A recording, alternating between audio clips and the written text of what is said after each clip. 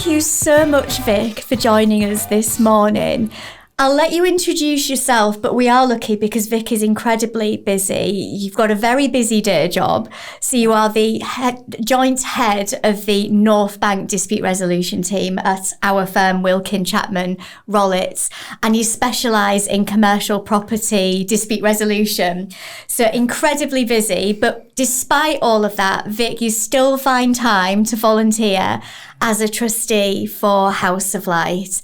And trusteeship is something that the firm is very keen for people to do. Yeah. We've spoken to people from all walks of life, different paths, different ages, who found it so fulfilling. And especially when you're juggling so much, you're a mum, you're working. Tell us about House of Light and how it came to your attention. Okay, so House of Light has existed since 2007. How I became aware of it was through Sarah Straker, who's the chief exec.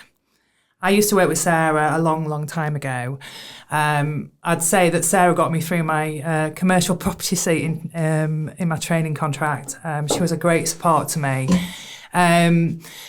So I've known Sarah for a long time, and we lost touch. She went off to do a different job, and we both had children. And then she came to see me to do a lease and to take some advice around that lease. And that's when I learned about House of Light and what was going on and what it was aiming to do. And that was probably about, I'd say, 3 or 4 years ago. And I've just kept in touch with Sarah ever since, sort of meeting back up with her. And then she convinced me that being a trustee would be something that she would be keen to happen, and I was really interested in as well because of what the charity does and what its aims and objectives are. So what does the charity do, Vic? What's House of Light's mission? So House of Light is a perinatal mental health charity. It was originally came about as a support group for women with postnatal depression.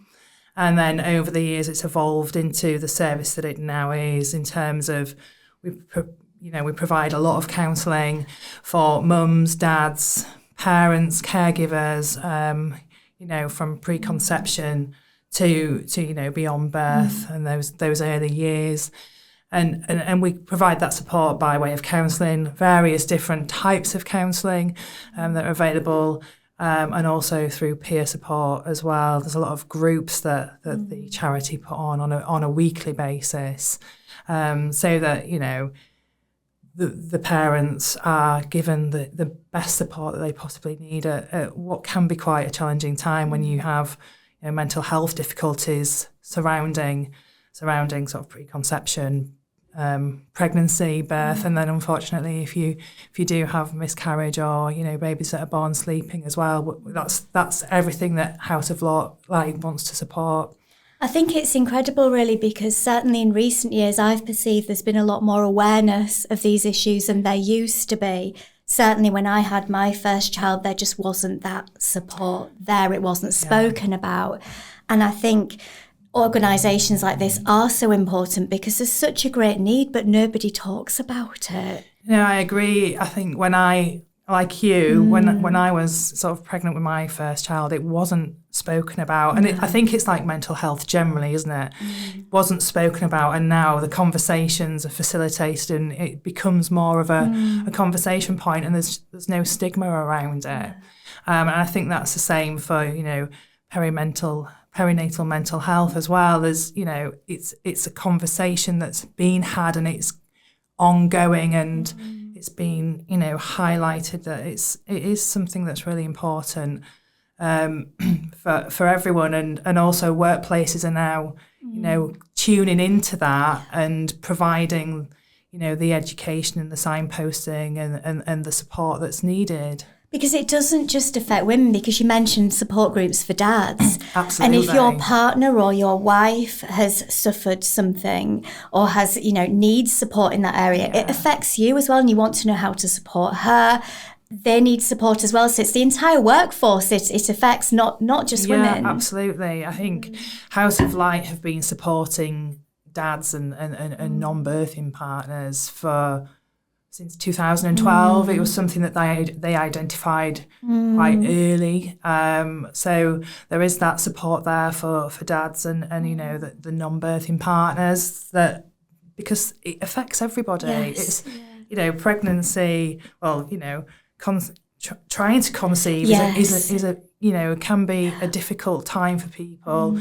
Pregnancy, again, it's not the walk in the park that especially not if you've had a previous pregnancy loss. It's hard. It's very difficult. So I think every aspect of the pregnancy and birth journey, and then the early years, it's difficult for everyone. It's not just a walk in the park, as I just said. There's so much to it, and it affects every single aspect of your life. And how many people do you think access your services? Has it increased as awareness has gone up?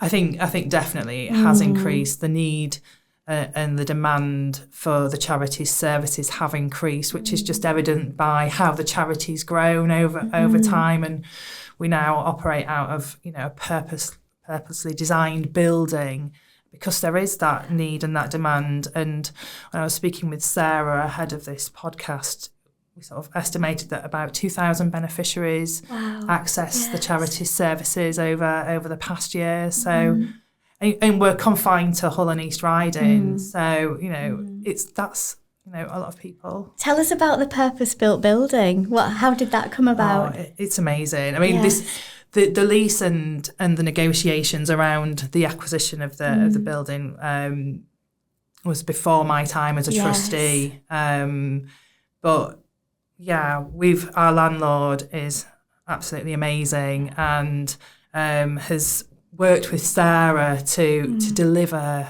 the best space possible for the charity. As soon as you walk in through that building, it's so serene, it's so calm, it's so conducive to delivering an amazing service and making all of the service users at ease, but also for the staff as well. It's such a lovely environment for them to work in. So to be able to deliver the services that we do, and it's just a really, really nice place to be. That space can be transformative, can't it, to people's experiences and how they adapt and how open they are to having those conversations. Absolutely. Everything's just, you do get a really lovely feeling. It's all calm and neutral colours and lots of plants and very light wood, and it just makes people feel at ease. I think as well, for a lot of people, and this is a common theme on the podcast, or for all different types of service providing charity, but one of the things they say is home isn't always a calm place for some people. Absolutely. And so being able to step out of that environment and just get a break from being in the same four walls to somewhere that is calm, that just feels safe, that does feel welcoming and is warm, it makes a big difference. I think it makes a massive difference. As you say, not everyone does have a calm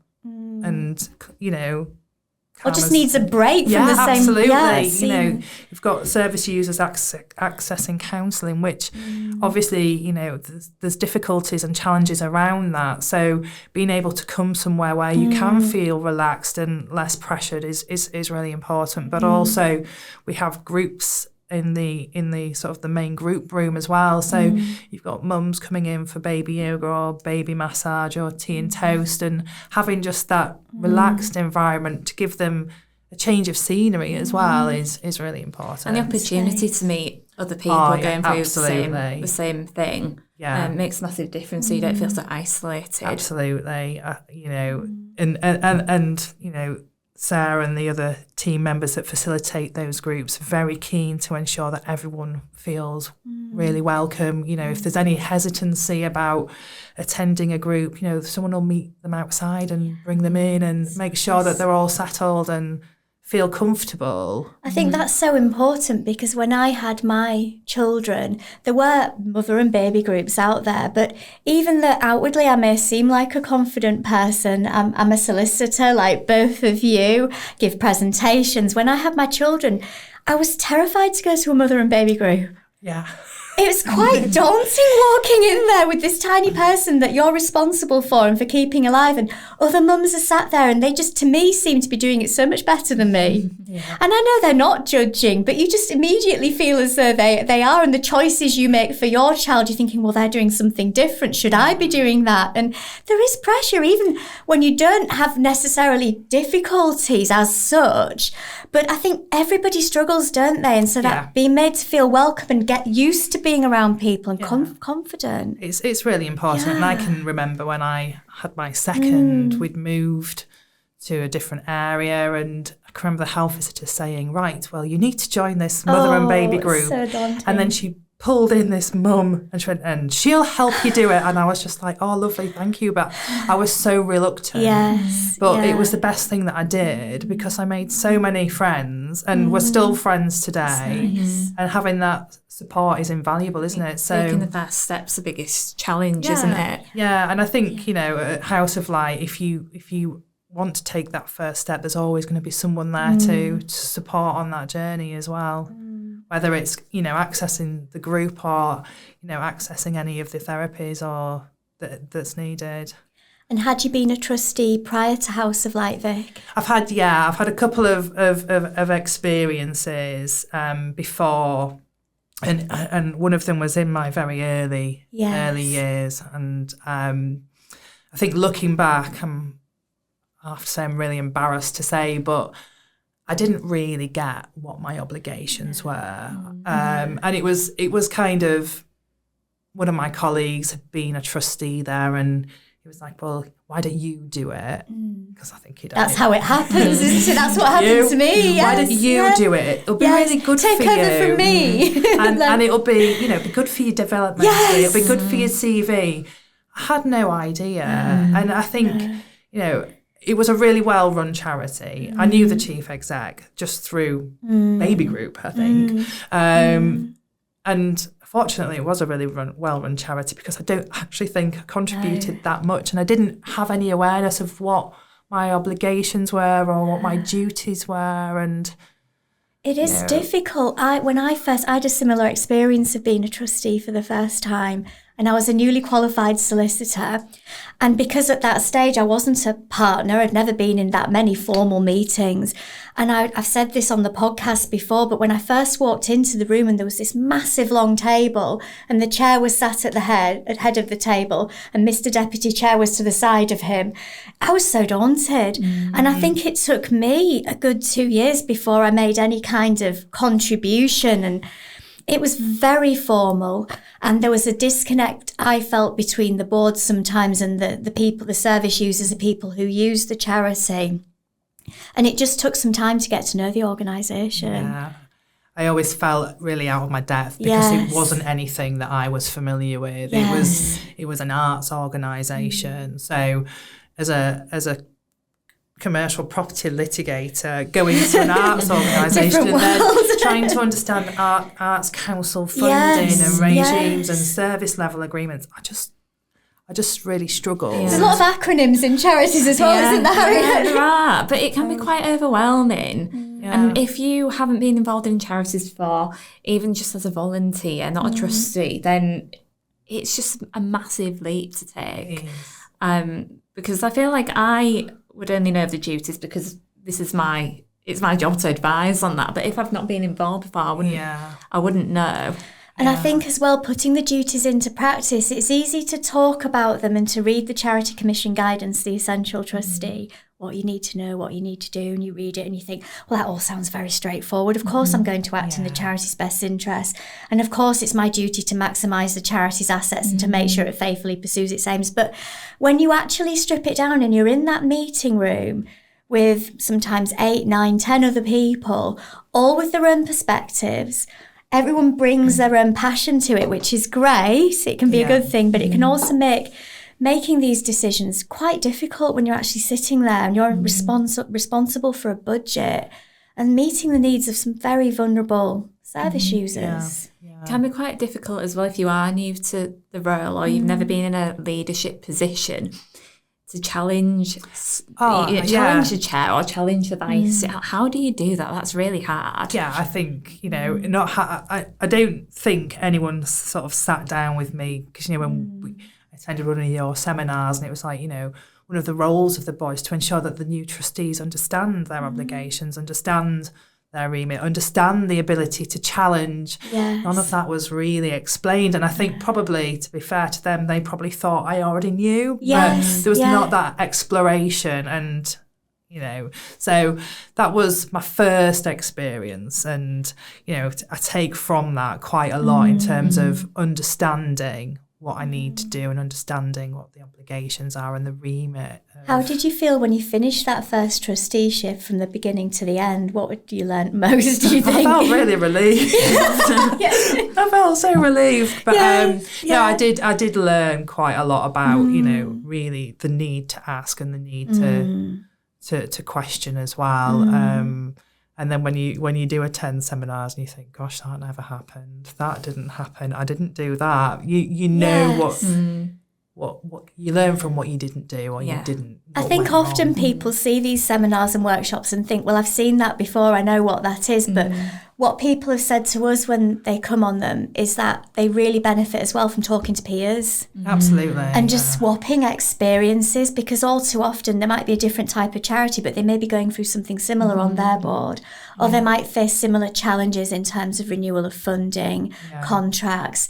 And it's that peer support really helps as well. Yeah, just understanding everyone's different experiences. And if you can have that, that link, and it's really important. I know our chief exec goes to, I think there's a charities leaders organisation. Yes, organised by Jamie at Smile. Yeah, and I think that's such a good initiative, and I think they must all find it invaluable to have that, because I can imagine that it could be quite a lonely place being a chief exec of a charity, particularly if it's a small charity, because it's all on you, isn't it? You've got your board to bounce off, but on an operational basis, on a day-to-day basis, who do you really bounce off? And I think having that charity leaders group is really important. It's a great and those initiative.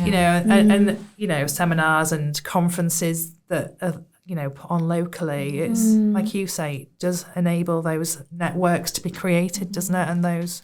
And how long have you been a trustee of House of Light now?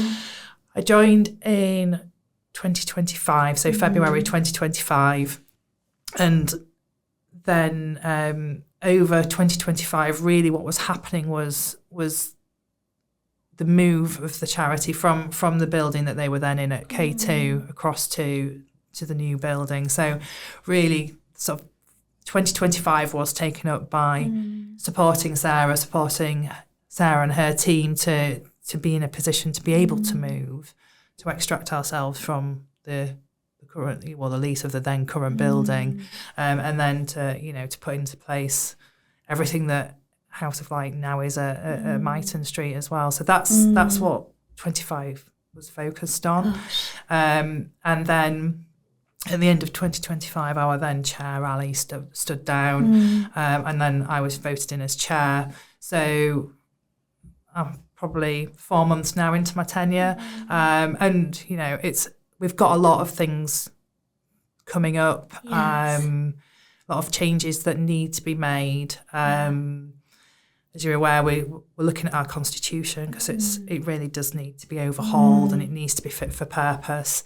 And I'm going to be looking at becoming an incorporated organisation, because that is what's needed. And for us to be able to grow and to extend our reach, we need to have that status. Correct structure. That structure is so important. All our funders are going to be interested in how we are structured. Yes, they are. Yes. So it's imperative that we get that done. And obviously we're underway with that, and our stakeholder engagement around that piece has been really positive.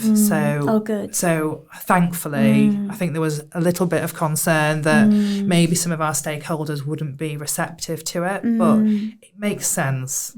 You're undergoing that process of consultation in terms of the change of structure and talking to funders about how they would view that. Absolutely. Yes. So we've done that first stage, and then now it's a matter of reviewing all of our contracts and making sure that they are fit for purpose, and that we do bench test them, and that we do make sure that they are everything that we need for us to act in the best interest of the charity.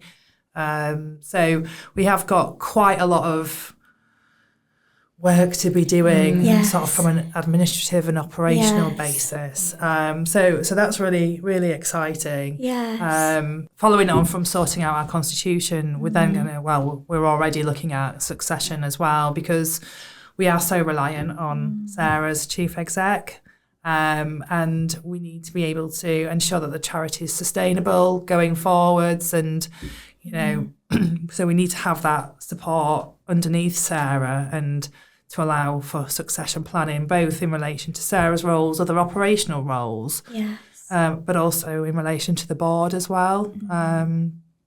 The board, as it stands at the moment, is all relatively newly constituted, but obviously we should have an eye on succession at all times. It's overlooked, isn't it, Harriet? Yeah, and it's maintaining that corporate memory as well, making sure not everyone resigns at once, and there's a proper flow of, you know, new trustees, and which takes planning. It does, and you know, in terms of Sarah's role as well, the amount of knowledge that Sarah has assimilated since she's been there, I think since she joined in 2010, it's an immense amount of knowledge, and we have to sort of try and eke that out. It's risk management as well, isn't it? From a risk point of view, it's really important that we do sort of understand everything that and supporting Sarah, because it's quite a weight to have on yourself, isn't it? A huge amount. To be steward of this ship, and then you worry if anything happens to me, the whole will it all go down? Absolutely, yeah, and it's, you know, and it's become a bigger ship. The one she first started sailing, so to speak. It's now so much bigger. Evolution. It's the succession sort of work that we're going to be doing is really key as well, and in doing that succession work, we can look at how we're structured operationally as well, to give Sarah some additional support and the team some additional support, and then also look at sort of the basis of retention as well, because like I think quite a lot of organisations where we're located do struggle in terms of recruitment, and I think once you have recruited, the key to growing is obviously retaining all of the talent that you capture. So, you know, we've got to ensure that we have the succession, we have the retention, but then also in nailing those two, I think then the growth and the new people coming in will follow as well. I think burnout in the charity sector is as much a thing as it is in any other sector.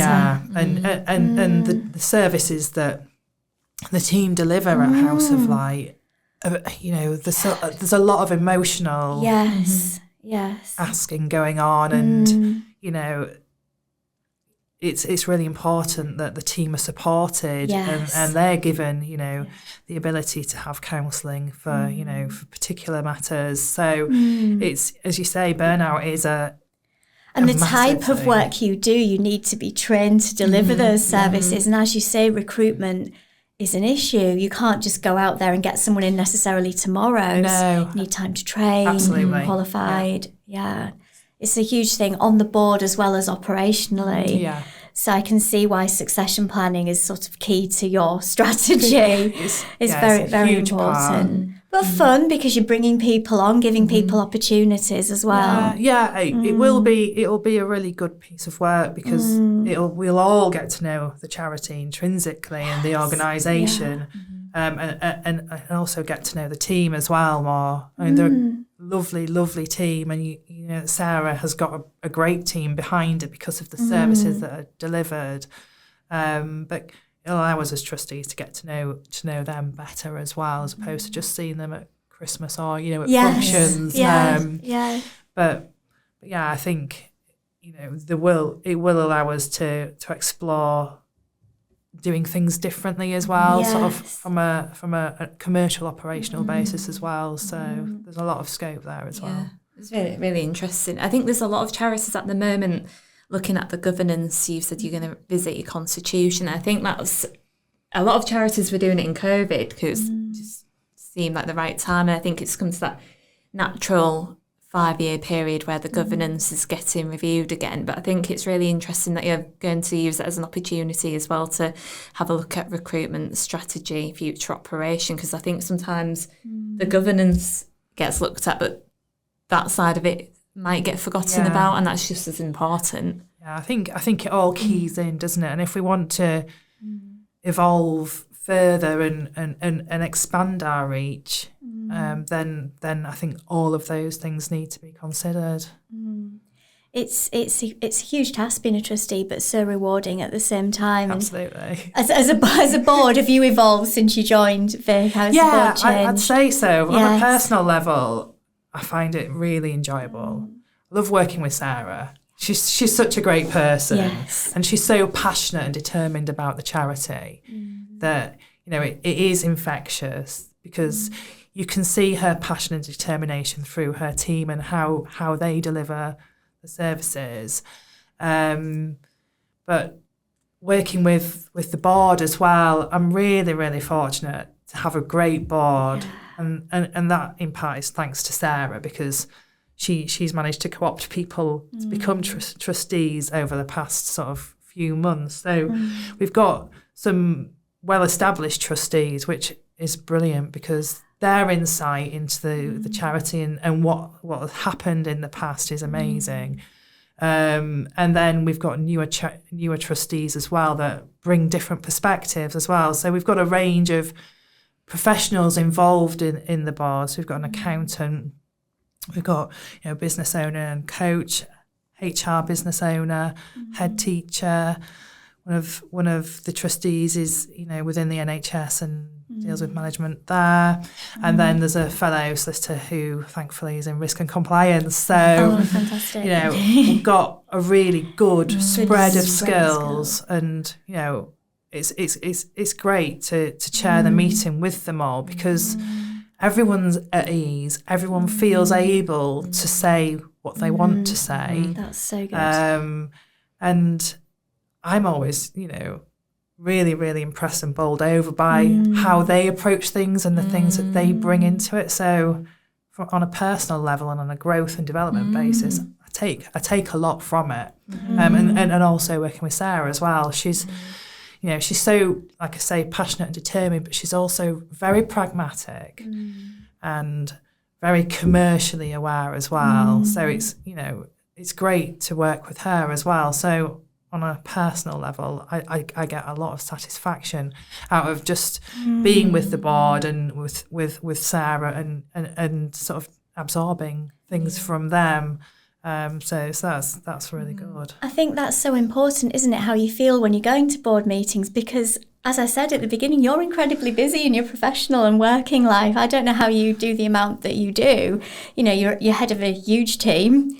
You're responsible for a lot of people within that team, and commercial property litigation is a pressured, environment to work in, and it's very detailed. And so to give up your time voluntarily, you want to feel energised going to board meetings, don't you? And looking also, forward to it. Yeah, my fellow board members have also got the same constraints on their time. And we have to make sure that the meetings are purposeful and are, focused and don't overrun. And by and large, they don't. It might be afterwards when we do a little bit of chatting, but it's good. That chat time's so important though as well. Yeah, absolutely. It's really good to be able to build that time into board meetings and to have that opportunity to take a step back, and if you can, have a board away day. And meetings are serious. Being a trustee comes with the real weight of legal duty and responsibility, but it should be enjoyable as well. Yeah. And what makes it enjoyable? Well, it's those relationships you build on the board, with the people running the charity, with the service users. That's what makes it enjoyable, and everybody's there for their contribution. Yeah. Everyone's got something different to offer. Everyone's got different perspectives. I think when I'm a trustee, what's benefited me usually is just hearing different people's points of view. And teaching myself to sit back and listen to them, even if I feel I disagree. Just giving myself that space, that moment of pause to think, hang on, where are they coming from? Listen to that and go in prepared to change my mind sometimes. Yeah, I think that's the right approach, isn't it? I mean, in terms of the board, we are there to challenge things, aren't we? That's one of our functions, is to challenge and test things.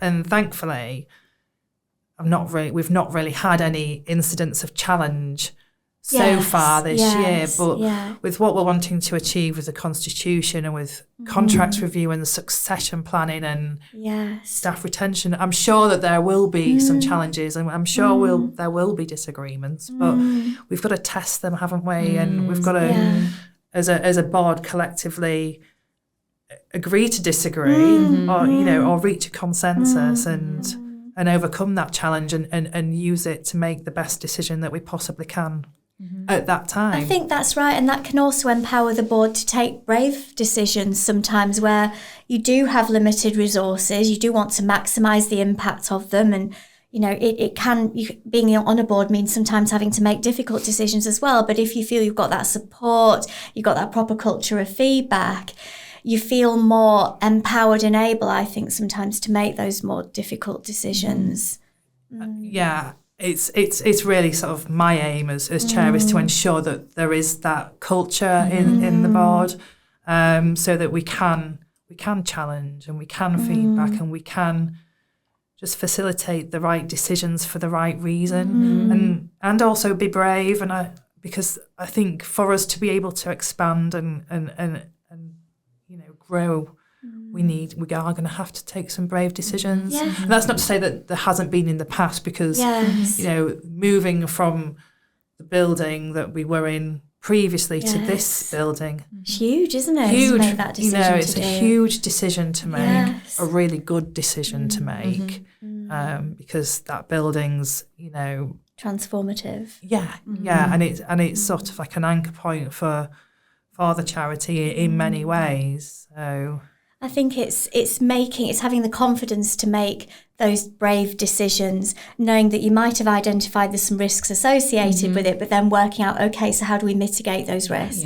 And as long as you do that and you document what you've done in your minutes, I think it can support the board to make those decisions, but also, if anything goes wrong, because sometimes things may go wrong, with the benefit of hindsight, to show you did it with the best informed and best intentions in mind. And I think sometimes people think, well, what if we make a mistake? What if we get this wrong? But without being prepared to take some managed risk, nothing changes and things stagnate, don't they? Got to move it forward. And if you do make a mistake, then it's unfortunate, but then you've got to own it, and then you've got to overcome it, and then learn from it. Absolutely. I think it brings you closer together as a board as well. I think it really does.